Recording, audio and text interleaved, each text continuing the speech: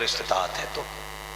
लेकिन खुदा के बंदो, दूसरी बीवी करना यह हक है तुम्हारा, लेकिन पहली वाली मां ने जो बच्चे छोड़े हैं ना, कभी उनसे नजरें न फेरना।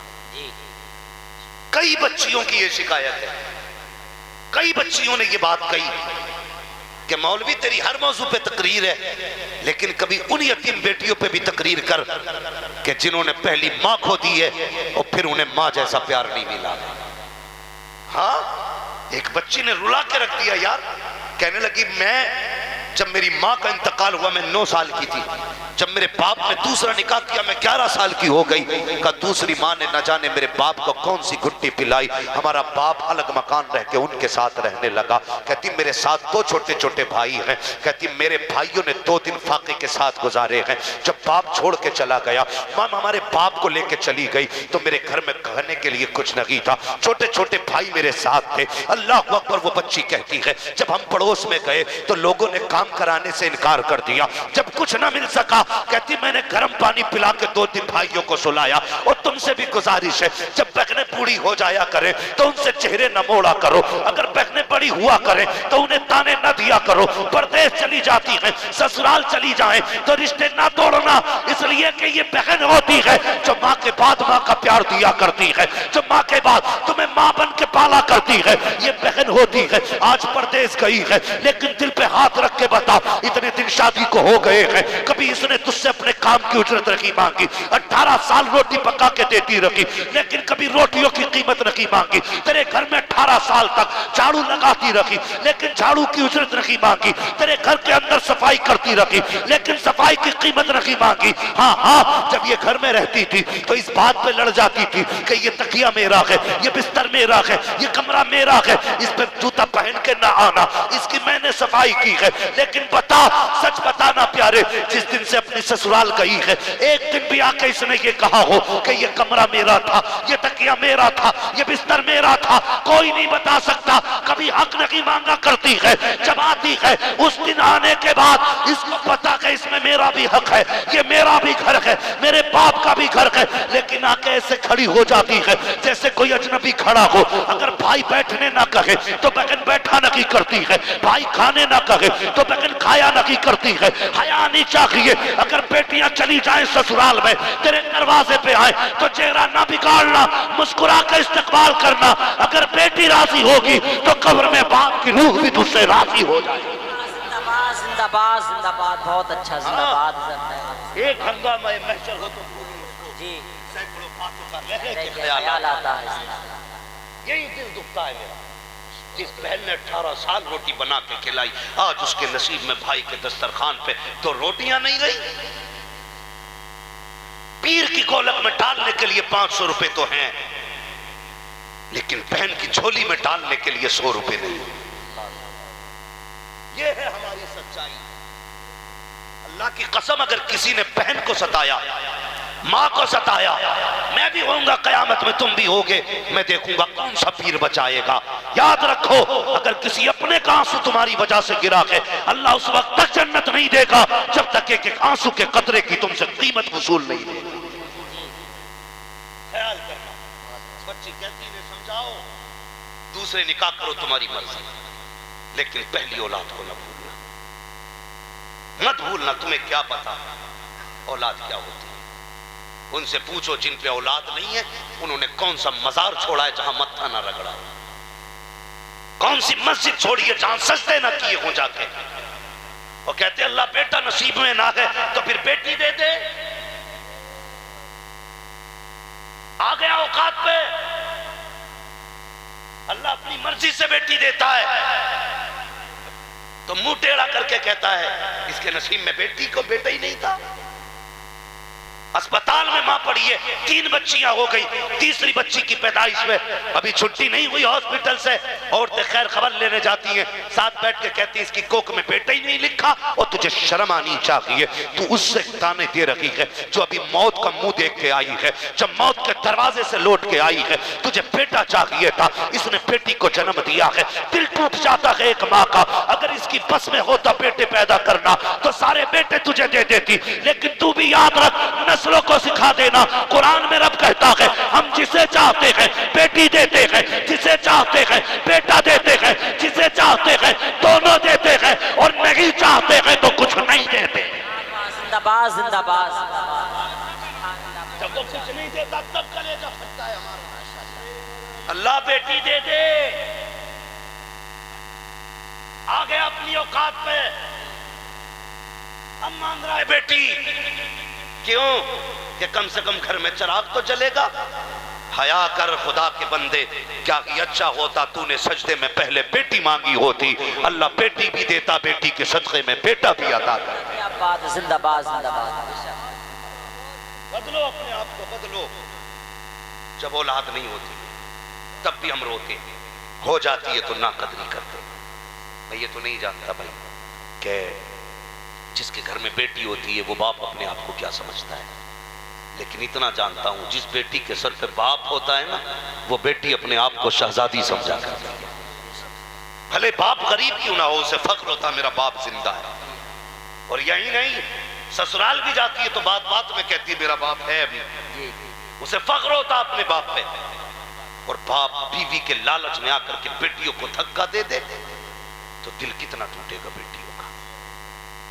बदलो अपने आप को, किसी का दिल नहीं टूटना चाहिए, किसी का दिल नहीं टूटना चाहिए। भाई अगर जगह कम है ना कमेटी वालों, आइंदा थोड़ी बड़ी जगह जलसा कर लेना। लेकिन अब जरा थोड़ी सी बात सुनने, इन भाइयों से गुजारिश है जितने खड़े ना घर जाना तो माँ के कदम चूमना, कहना माँ सबने बैठ के हुजूर की बातें सुनी थी, मैंने खड़े होकर हुजूर की बातें सुनी।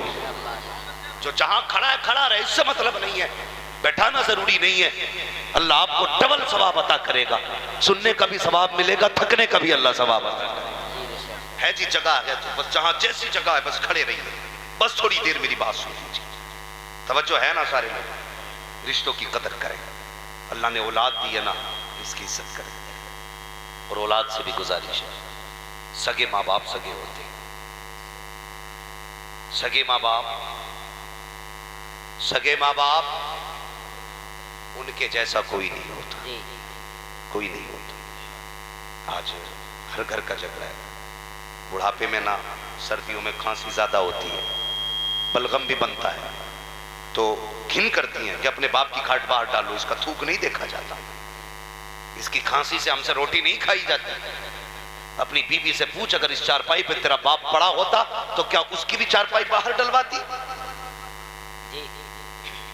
उसके थूक से भी नफरत होती तुझे? कोई बेटी अपने बाप के थूक से नफरत नहीं करती, तो फिर बहू होकर के ससुर के थूक से नफरत क्यों कर रही है? पूछो अपनी बीवियों से, कितने बूढ़ों की चारपाइयां चार दीवारी के बाहर पड़ी। जाओ जाके देखो, लोग कहते हैं मैं अपने बाप से प्यार करता हूं। पहचान ये है, अगर आग बुझने के बाद भी कोई बूढ़ा राख पे बैठा रह जाए तो समझ लेना इसकी घर में बेटे इज्जत नहीं करते। हाँ? आग बुझने के बाद भी अगर रात को बंदा बैठा रह जाए तो समझ लेना इसकी घर में जगह नहीं। खुदा के वास्ते अपने कंबल से पहले अपने बाप का कंबल चेक करो, अपने बिस्तर से पहले अपने बाप का बिस्तर चेक करो। तू जिस कमरे में लेटता उसमें हवा को जाने का रास्ता नहीं, और बाप जिस छप्पर में लेटा है उसमें चांदनी भी छन के आ रही है। इसी दिन के लिए तुझे पैदा किया था कि तू गर्म बिस्तर में लेटे और बुढ़ापे में बाप फटे कंबल में लिपट के बैठे। लायक बेटा वो नहीं है जो मूंछ पे दाव दे के जीता है, लायक बेटा वो है जो बाप के कदमों में सर रख के जीता। हाँ, बीवियों के कहने पे माँ बाप को फेंकना। हम तो भाई हम भी शादीशुदा लोग हैं, अल्लाह का करम ऐसा नहीं है मौलवी अपना कड़वा बोल कोई हमारी भी है, लेकिन हमारा उसूल है, हमारी जिंदगी का फर्स्ट मेंबर हमारे माँ बाप है, उसके बाद पूरा परिवार है हमारा। हाँ, वो आपने नहीं सुना, किताबों में वाक़या आया, एक शख्स था बड़ा फर्माबरदार था माँ बाप का, वो बकरियां चराया करता था। एक दिन इत्तेफाक से ना रात को लेट हो गया, वो जब आया ना तो माँ बाप सो चुके थे, और उसने बकरियों का दूध निकाला, बच्चे उसके पैर से लिपट के दूध मांगते रहे। उसने कहा नहीं, यह हक पहले मेरे माँ बाप का है।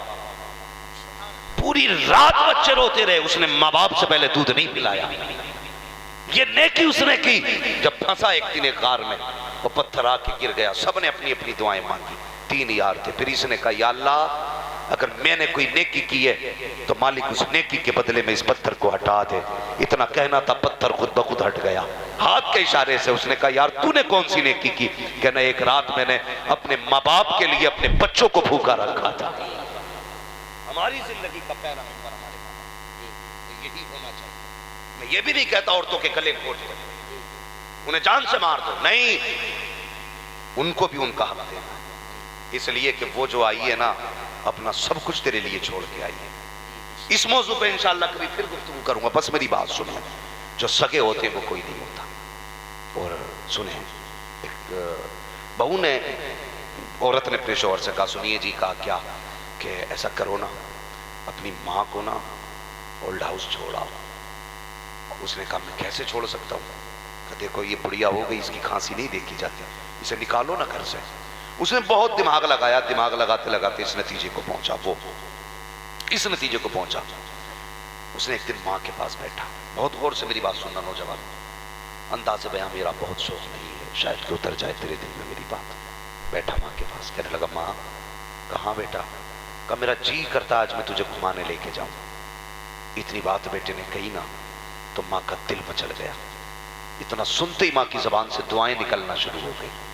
लेकिन उसे पता नहीं था, हम संडे संडे बीवी को लेके जाते हैं और बाजारों में जाकर देखो पैर रखने जगह नहीं मिलती। पूछो क्या आज संडे है, लोग औरतों को घुमाने लाए। रोज हर हफ्ते बीवी को लेके जाते हो, एक दिन महीने में माँ को भी ले जाया करो, माँ को भी एक दिन ले जाया करो। कभी उसका हाथ पकड़ के उसे भी दुनिया दिखाओ, दिखाओ ना कभी। हमें बाप ने तब कंधे पे ढोया जब साइकिल न थी। आज हमसे बाप नहीं ढुलता जबकि हमारे पास 4 पहियों वाली गाड़ी है। फैसला सही करना चाहिए। जिस बाप ने कंधों पे बैठाया आज उसकी जगह हमारी गाड़ी तक में नहीं है। याद रखिएगा मेरी बात, कभी माँ बाप को भी ले जाया करो। उसने कहा माँ मैं तुझे घुमाना चाहता हूँ। माँ बड़ी खुश हुई, बेटे चल। माँ बेटे की गाड़ी में बैठ गई। माँ कहती जाती बेटे ये क्या है? कहा माँ ये मैरिज हॉल है। ये क्या है? कहा ये शोरूम है। ये क्या है? ये फला बिल्डिंग है। ये क्या है? ये फला कंपनी है। पूछती गई, बताता गया। एक मंजिल आ गई, गाड़ी रुकी, माँ जरा बाहर आ। माँ बाहर निकली। जैसी बाहर निकली और माँ बिल्डिंग देख के कहने लगी बेटे ये कहाँ क्या है? बच्चा कहने लगा माँ ये ओल्ड हाउस है। बेटे ये क्या होता है? कहा माँ बूढ़े लोग यहीं पे रहा करते। इतना सुना माँ समझ गई। उसने कहा माँ आज के बाद तुझे भी यही रहना है। बस फिर क्या था? जब इतना सुना ना तो मुझे बताओ माँ को क्या याद नहीं आया होगा? वो बचपन में सूखे सीने पे लिटाना, गीले बिस्तर पे लेटना, माँ को याद नहीं आया? वो जब तेरे दांत नहीं थे अपने मुंह से चबा के लुक में खिलाना, माँ को आज याद आ रहा था। आज माँ सोच रही थी एक बार रोता था मैं पूरी रात जागती थी, ये एक बार चीख देता था मैं पूरी रात बैठी रहती थी। इस दिल के लिए मैंने इसे पाला था। कहता माँ दिल थोड़ा न करना, जब जरूरत होगी मैं आता जाता रहूंगा। तू कहे